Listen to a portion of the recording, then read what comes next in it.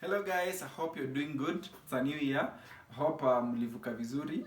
Mi mwenyewe niko poa, and it's another opportunity that I have to continue what we started about academic writing. But before we go into that, have you guys checked out my new intro?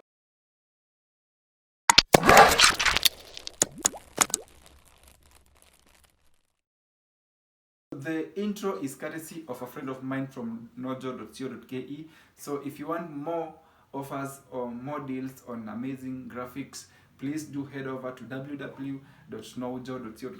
I will leave the link in the description box. So let us go straight into today's agenda.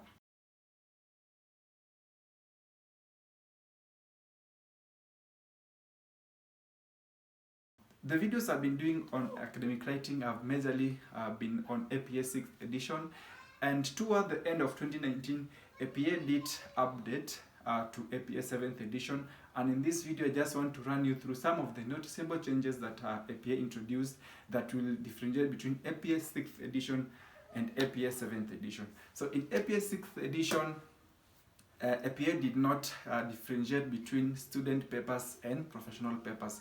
Student papers are those papers meant for a submission in assignments in class, but professional papers are majorly meant to be published, for example, in the different journals that we have.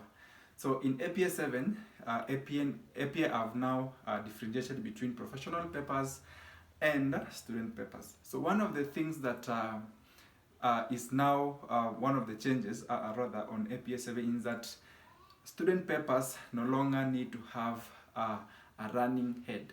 So previously we used to have a running head which we used to put it in the header, but in APA 7th edition the running head is no longer required for student papers.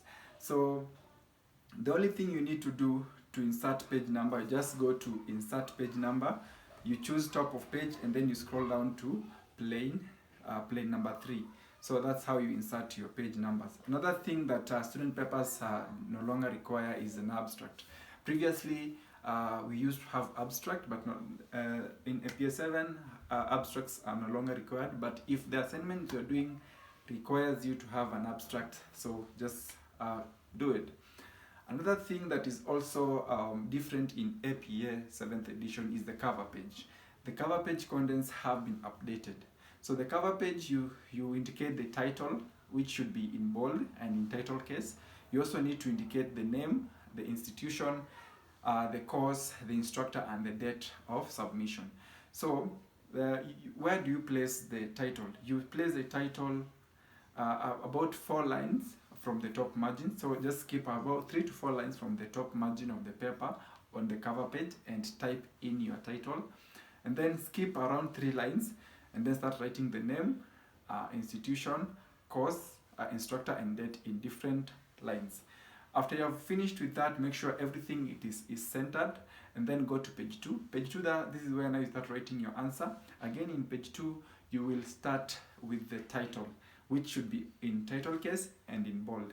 Another major change that APA have introduced is that you're no longer required to have a heading for introduction.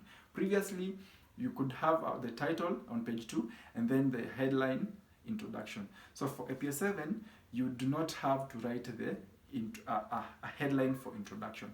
It is assumed that the first paragraph of your work is introduction. So everybody knows that. So there's no need to label it introduction. So that's another major change that you need to take note of. Another thing in APA 7 is that the headlines have been more or less updated, but it's not really different from APA 6. I will leave a link in the description about headings. So just to mention a few things about headlines and headings is that you are permitted to use levels 1 up to around 5 in APA 7. So level 1 are usually bold, centered, and in title case. Level 2 is flash left, which is also in bold and in title case. And level 3s are usually flash left in title case and italicized. Previously, the word references did not need to be bold-faced, but in APA 7, you should bold the title reference and center it.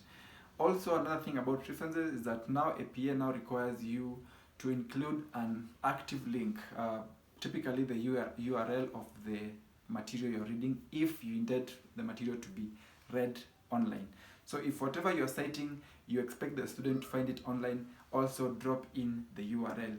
For journal papers or scholarly articles, you need to paste the DOI link, which is a permalink. It's fairly permanent, unlike websites which the link might be broken or the website might be closed. Also, in APA 7, when you're inserting the link, do not write the word retrieved from. So just paste in the reference and at the end, or include the URL without writing the word retrieved from.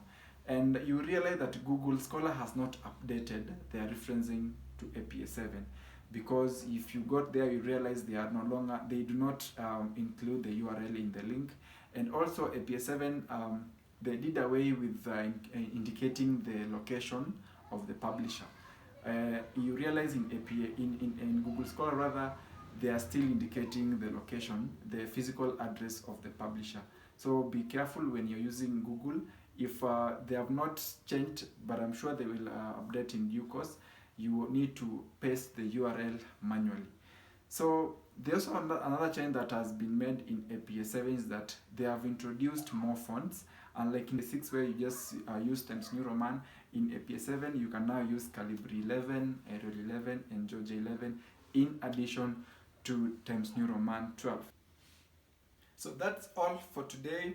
I hope you continue enjoying my videos, and I hope you continue subscribing and also inviting your friends to subscribe to my channel to support me.